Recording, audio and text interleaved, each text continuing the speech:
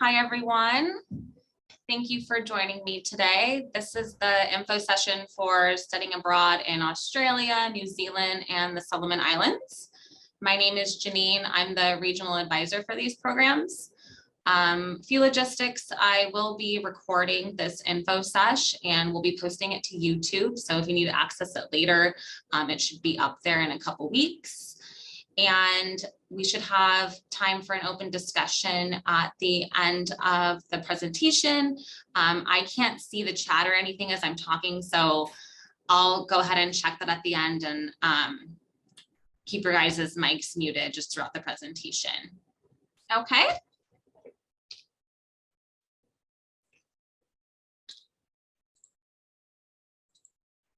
So I'm going to begin with just a general introduction to study abroad, just basic tips on applying, housing, travel, things like that. If you're interested in general info sessions, these will be held every Friday at 2 to 3 p.m. And then if you're interested in learning more about like finances and how to fund your program, please attend our costs and scholarships info session. This is every Friday from 3 to 4 p.m. Just wanted to let you guys know that those topics will not be discussed in this presentation. Okay, I'm just going to begin with a quick video on study abroad.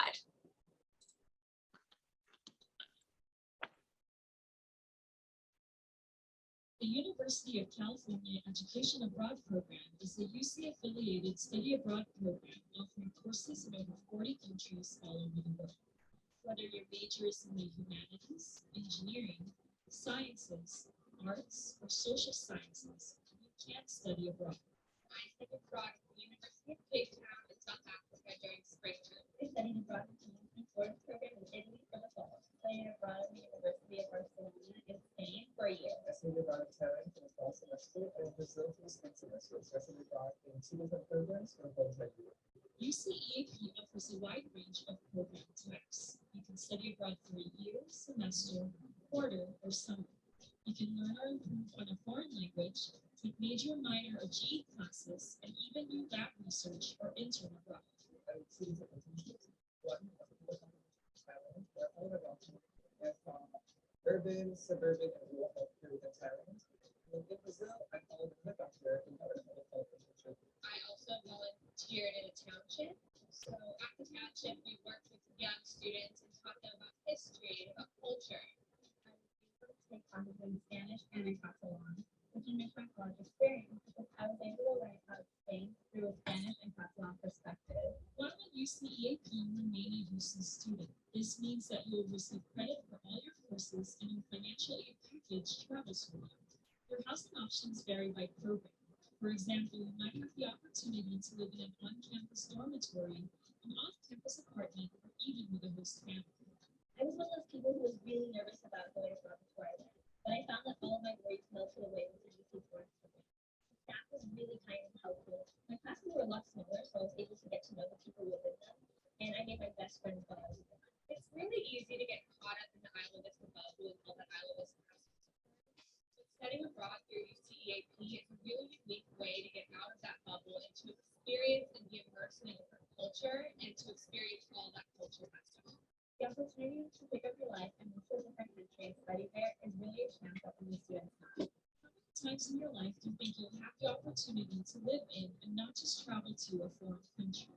Don't miss out on this once-in-a-lifetime opportunity. For more information, visit us online or stop by our office on South Hall 2431 today.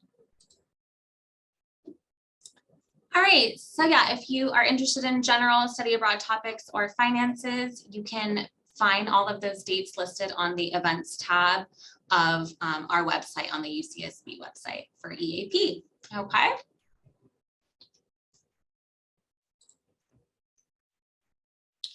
So before we get started, I do want to take a moment to address COVID and its impact on study abroad. I know some students might be concerned with kind of what studying abroad looks like during a pandemic. So just want to let you know that as of now, we're feeling really optimistic about our programs proceeding as normal for our summer and fall 22 terms. With that said, health and safety, it is a priority of ours, and we're continuing to monitor the COVID situation worldwide. In the case that we feel a program is not safe, that program would be canceled. So I do want to assure you of that. With that said, we're focusing on the future, and we are recruiting for our summer and fall 22 programs. And we currently have students abroad right now. So we have students going abroad for the winter and spring term. So we do want to let you know that applying is free. There's no cost to you. So we encourage you to apply.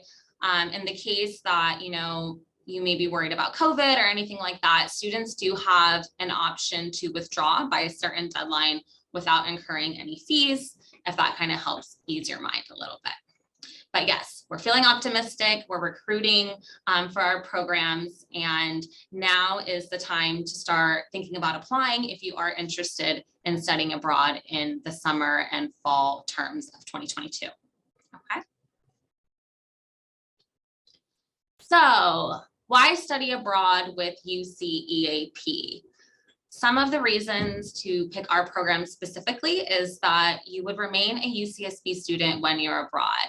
You can also earn UC units, which helps ensure that you graduate on time. If you're a financial aid recipient, all of your grants, scholarships, loans travel with you when you study abroad. There's also many opportunities to do an internship or research, depending on your program. And students often fulfill major, minor, or GE requirements when they are studying abroad.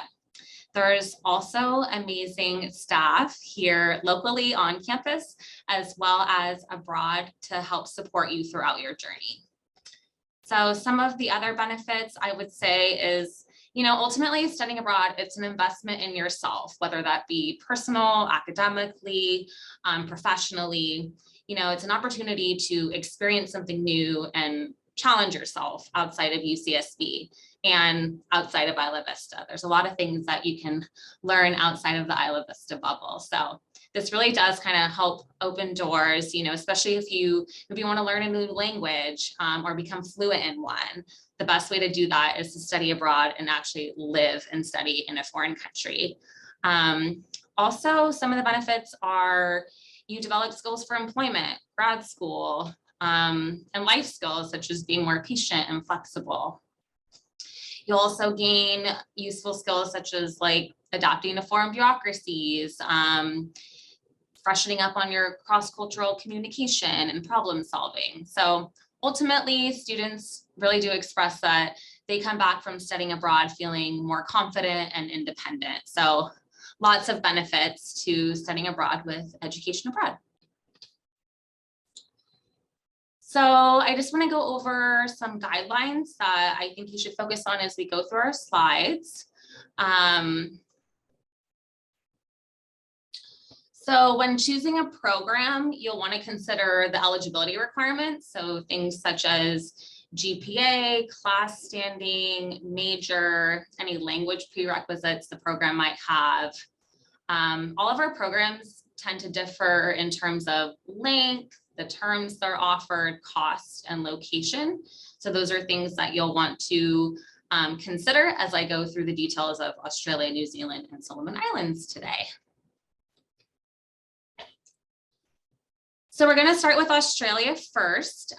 In Australia, we have two types of programs. They fall under either themed programs or immersion. Our themed programs typically focus on a specific topic. And the way that these programs are designed is students get to choose from a limited number of courses usually, and they're designed specifically to the program's theme. The other type of program that we have in Australia is an immersion program. So these are usually at a local university. You get to choose from a variety of subjects out of their course catalog, and you'll be taking classes with local and international students. And oftentimes, not particularly for Australia, since their native language is English, but our immersion programs can often be taught in English or a foreign language. So first, we're going to cover our themed programs. The first program we're going to discuss is Marine Biology and Terrestrial Ecology at the University of Queensland in Brisbane. Brisbane, I believe, actually, is how you pronounce it. So like I mentioned, this is a themed program. You will be taking courses with UC students only. Some of the eligibility requirements are that you must have a 2.85 cumulative GPA. This is by the time of departure. And then you also must be a junior or a senior standing at the time of departure. So when we talk about class standing, that means how many units you have, not the year that you are, okay? So this is offered during the fall term only, and it goes from mid-August to late November.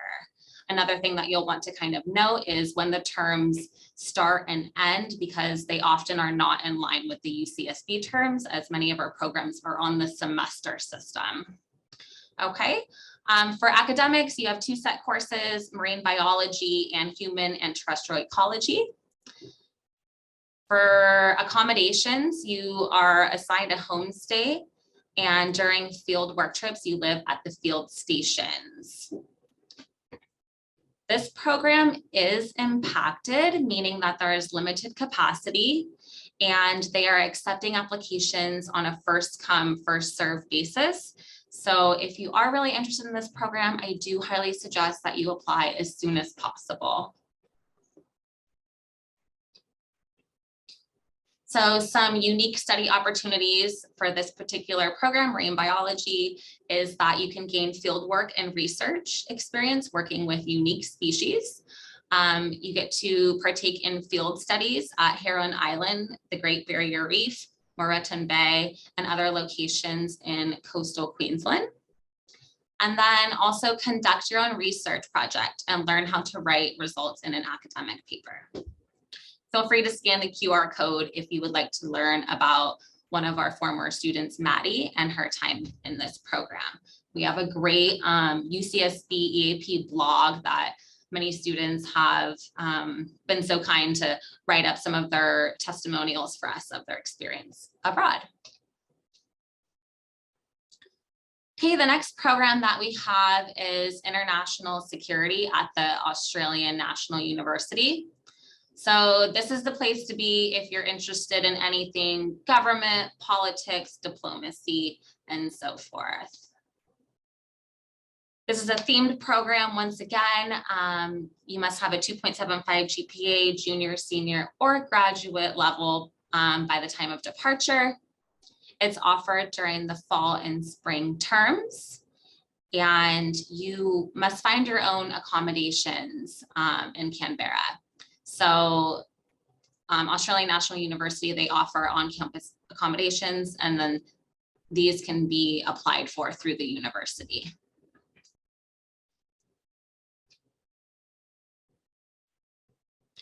All right, so ANU is Australia's top-ranked university, and like I mentioned, it's located in Canberra. This is the capital of Australia. The program has close ties to Australian federal government agencies. And like I mentioned, it's a great program if you're interested in those topics in terms of government, politics, and diplomacy.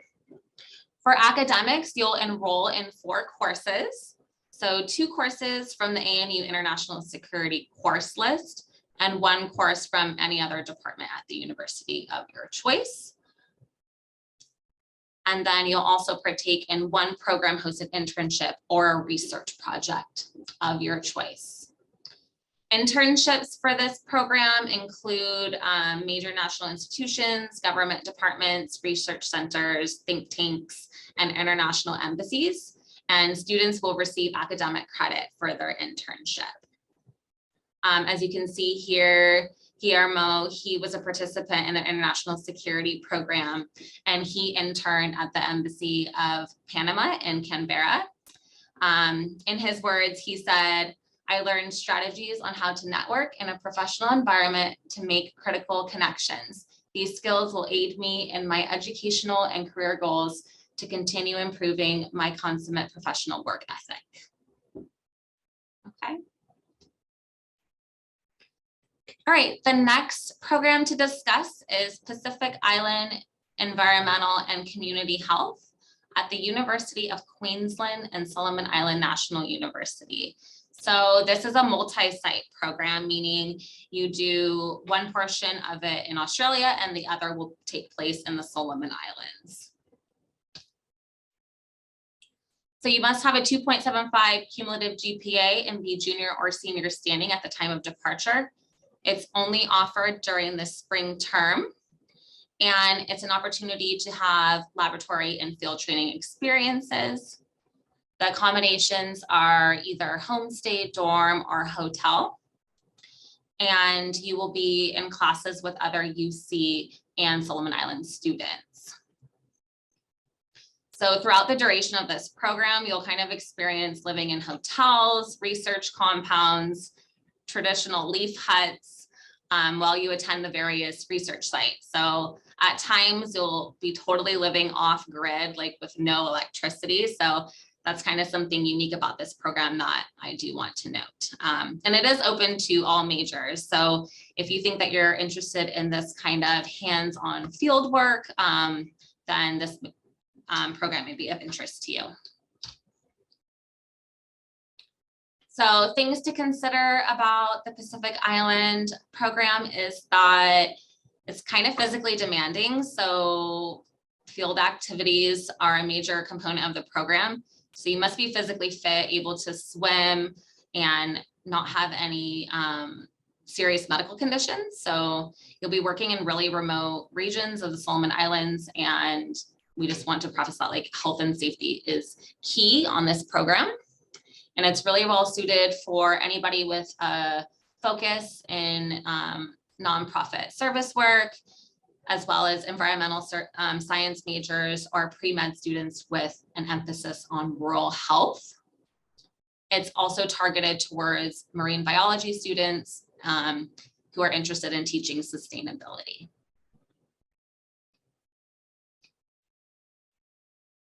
So what do the academics look like for this program? You'll partake in 6 weeks of classroom, lab, and field learning taught at the University of Queensland, and then an intensive language training in Pidgin English. You'll also partake in 5 weeks of field excursions at the Solomon Islands National University, and you'll be working with remote communities on environmental and cultural issues, all surrounding community health and sustainability. So you're required to take 4 upper division courses from global to community environmental health, methods in environmental health and science, culture and history of Oceania, and capstone research project is another thing that's included. Okay, so that was for all of our Australia themed programs. Now we'll go over Australia's Immersion program. So like I mentioned, our Immersion programs take place typically at a local university, and you can customize your coursework and choose from the university's course catalog. And you'll be taking classes with local and international students. So a total immersive experience. So we do have a program at the University of Melbourne. Melbourne is a culturally diverse city with kind of a mix of modern and Victorian charm, and it's known for its food and music scene. So for this program, you have to have a 2.85 cumulative GPA maintained through departure, as well as be a junior, senior, or graduate standing at the time of departure. It's offered during the fall and spring terms, and students do find their own accommodations, whether that be apartments, dorms on campus, or privately arranged off-campus rentals. And when I say that you find your own, oftentimes UCEAP, they will provide you with the resources and the tools that you need to help you find the program. They just won't physically do it for you. So University of Melbourne, this is Australia's second oldest university. It's one of the top ranked institutions with a strong undergraduate education disciplines. The media and communication program is considered to be the best in Australia, and they also have the largest science department in Australia. So the city of Melbourne, this is ranked one of the most livable cities in the world and is a culturally diverse city about a mile north of the central business district. And the Yarra River borders the city.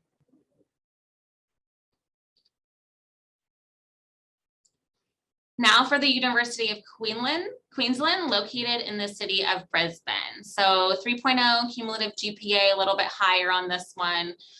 Junior, senior, or graduate level standing by the time of departure, offered during the fall and spring terms. Students also find their own accommodations for this program. The University of Queensland is one of Australia's premier research institutions with facilities at the Great Barrier Reef, Heron Island, Moreton Bay, and many other locations. If you're a STEM student, this is a great option for you. The city of Brisbane, where the University of Queensland is located, it's home to hundreds of nationalities, so it's a very international, multicultural city. And it's also one of the greenest cities in the country.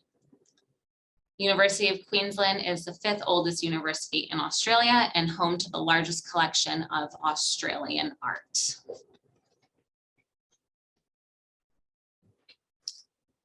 University of New South Wales. This is located in Australia's largest city, Sydney, and it offers a similar vibe to San Francisco, actually. They have, an ocean coastline, a dramatic bay, hilly streets, so kind of a similar vibe to SF.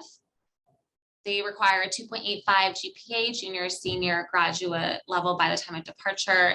This is offered during the fall and spring semester, and students find their own housing.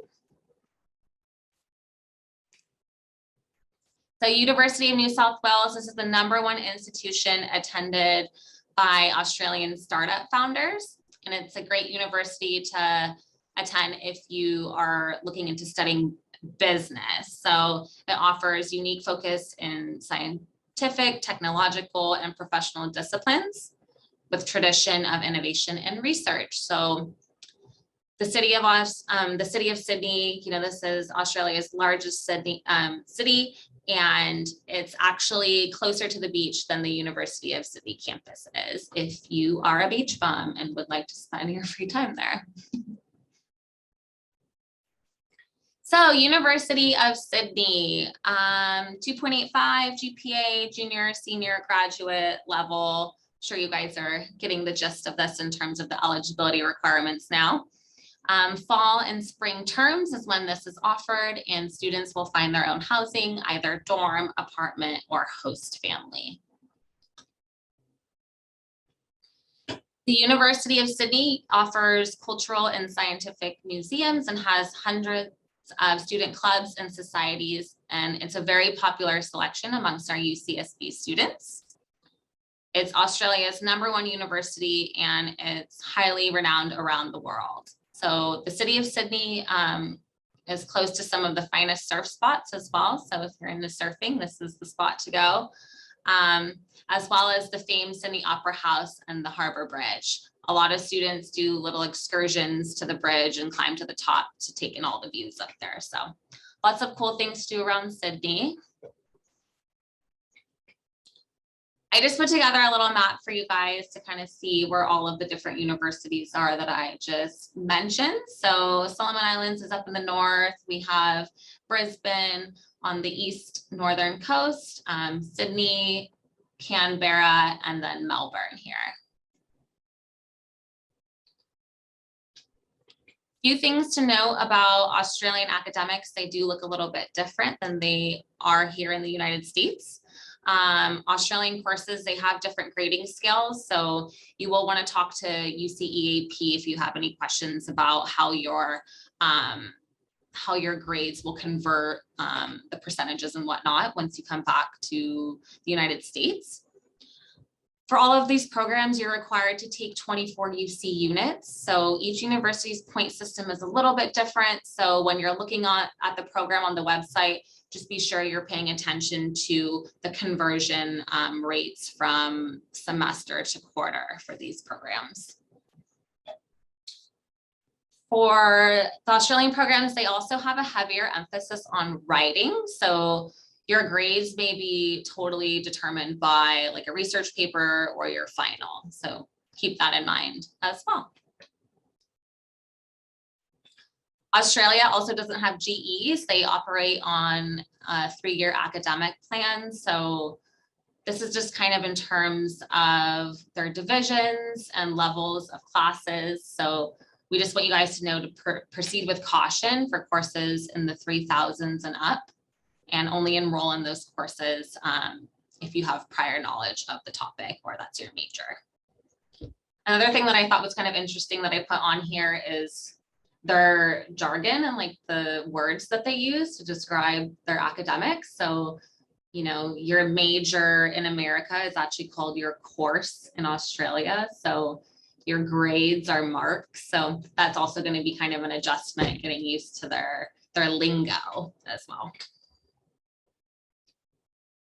Okay, now we're going to discuss our programs offered in New Zealand. We offer a total of 6 programs in New Zealand, and all of these are immersion programs. So once again, you're taking courses at a local university.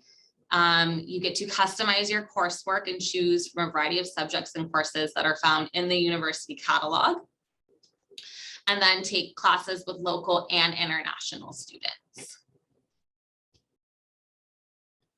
So the University of Auckland, you must have a 2.85 GPA, junior, senior, graduate level by the time of departure. This is offered in the fall and the spring, and students will find their own accommodation, I believe, in all of our New Zealand programs. So Auckland's located on the North Island. It's the nation's biggest city. The U of A campus extends over 8 city blocks and is home to over 50 research centers.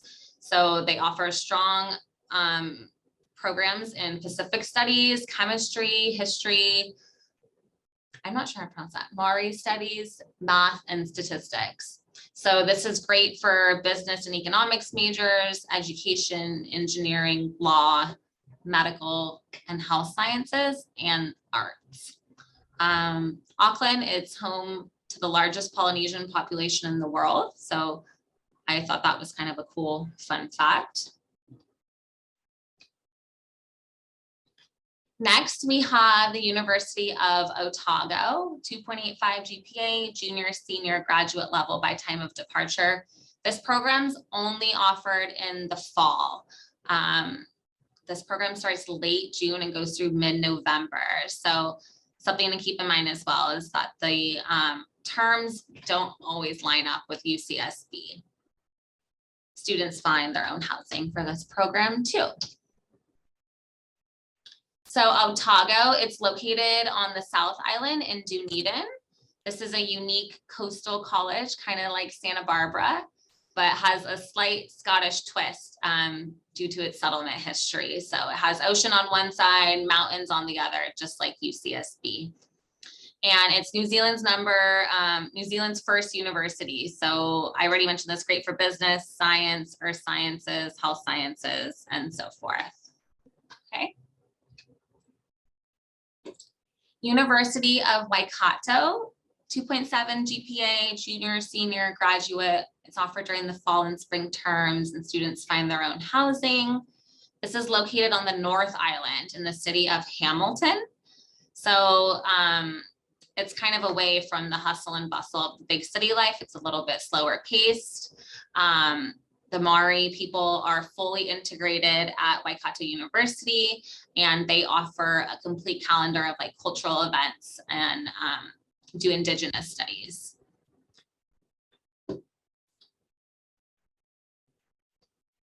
Massey University is next on our list. As you can see here, 2.75 GPA, junior, senior, graduate level. It's offered during the fall and spring terms. We don't have any programs in New Zealand that are offered for the years. So if you did want to go for a year term, you would have to do 2 back-to-back programs for it to equal the year. But that's definitely possible, and students have done this before. Students will find their own housing on this program. So Massey University is in Wellington. Wellington is nicknamed Windy Welly. I kind of like that. It's another location that's similar to San Francisco. It has, tons of hills and cable cars, and it's a windy city. So it's a very energetic city full of cafes, museums, and galleries to, fuel your creativity and your, get in touch with your adventurous side. There's lots of surfing and hiking there as well. And it's located in the Arts and Cultural District of Wellington on the North Island. We also have a program at Victoria University, 2.75 GPA, junior, senior, or graduate level. This is offered in the fall and the spring, and students will find their own housing on this program. Victoria University of Wellington, the School of Psychology offers forensic and cross-cultural psychology and cognitive and behavioral neuroscience. There's also research opportunities available. They have strong coursework in English and New Zealand literature, Indigenous studies, linguistics, environmental and ecological sciences, geography, political science, and theater and film. So this is located in the residential area of Melbourne, about a mile from the city center. Wellington, the capital of New Zealand, is home to the Beehive, New Zealand's parliament, along the beautiful botanical gardens, as you can see pictured here. We also have a program at the University of Canterbury. This is a newly introduced program. It just started in 2021-22, so this year. You must have a 2.75 GPA, junior, senior, graduate level. It's offered during the fall and spring. And this university is located in the vibrant city of Christchurch, which is on the east coast of the South Islands. There are internships available in this program in a variety of fields such as development, environmental science, computer science, media and communication, and marketing. They also have strengths in STEM, especially computer science and civil engineering.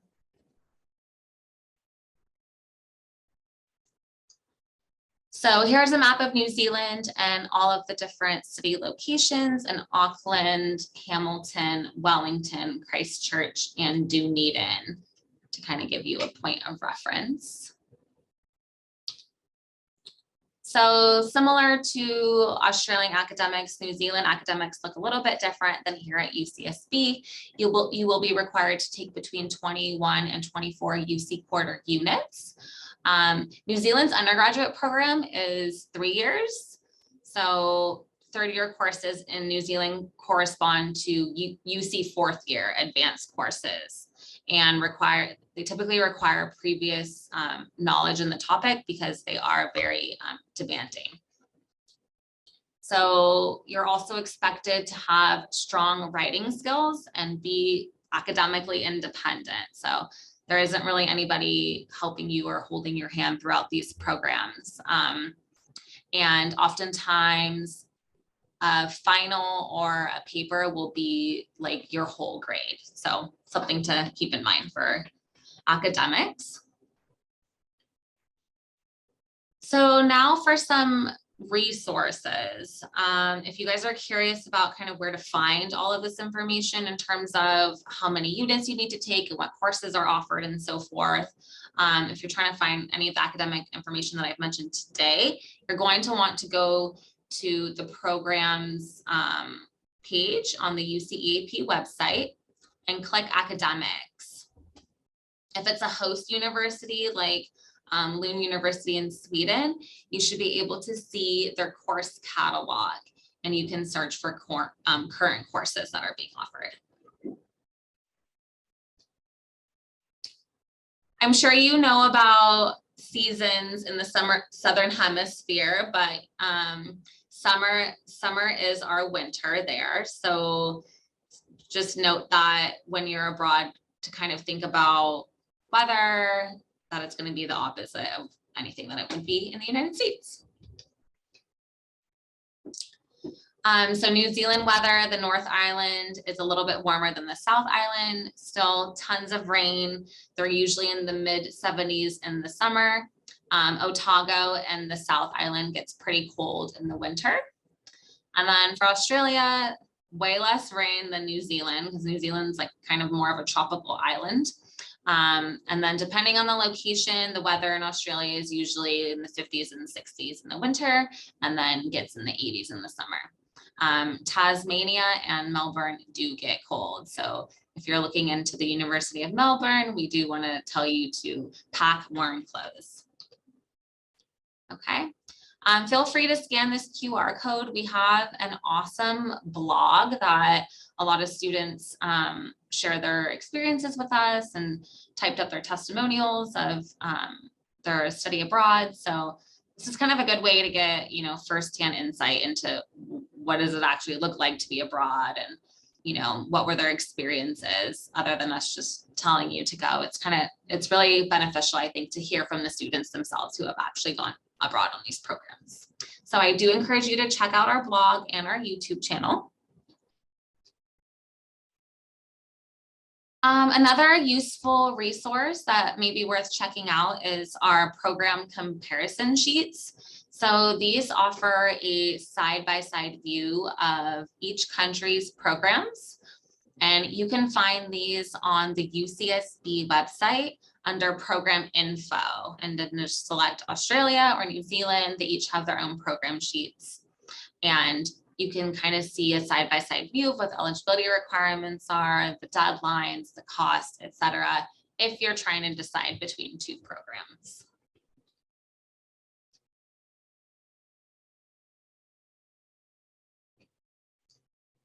Okay, I just want to talk about health, safety, and academic support real quick. So UC Study Center faculty liaisons based in Melbourne, Australia for both the UCEAP programs. So UCEAP, you know, we monitor health and safety concerns at all sites around the world, and we do have protocols in place at all of our program locations in the case there ever is any situations of like political unrest or if you need support abroad. So UCEAP provides on-site orientation as well once you arrive in your host country, and there you'll get to meet your support staff who will be helping you throughout your program. Okay, so what do we do now? A few next steps. So I do encourage you to continue to research the programs on the UCEAP website. Check out their eligibility, what courses they may offer, and see if, you know, those can fulfill any of your major, minor, or GE requirements. And then also check the application deadlines. Like I said earlier in the presentation, we are actively recruiting right now for summer and fall terms. So if you're really thinking about going abroad next year, now is the time to start applying. So check those application deadlines. Many of them are coming up in January and February, okay? I also encourage you to talk to your academic advisors, whether that be your major advisor, your college advisor, or us here at the Education Abroad office. So you also, if you don't have a passport yet, I also highly recommend that you make that the first thing on your list of things to do is order a new passport, because they are extremely backed up in terms of processing time, taking up to 12 weeks to process a passport. Maybe even 16 weeks. I think it's like 4 months.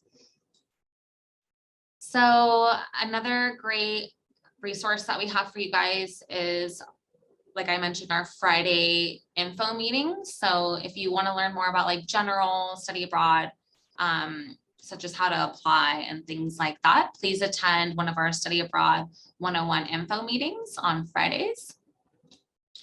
And then last but not least, once you've chosen your program, you'll create an account on the UCEAP portal and start your application. Okay. I went ahead and put together a list of deadlines for Australia for you. So you can kind of see here that many of them are coming up in January and February. I don't know where my list of New Zealand deadlines went. Sorry. If you guys have questions, feel free to reach out to me, contact me via email. You can join any of my open office hours through QLess. These are my available times each week. And we also have peer advisors available in addition to myself, many of them who have also studied abroad, and they're here in our office available to answer any questions you might have. So feel free to drop by any time. You don't need an appointment. We're located in 2431 South Hall. Okay, that just about does it for my presentation. I'm going to go ahead and stop sharing my screen, and then if you guys have any questions, I'd be happy to answer them.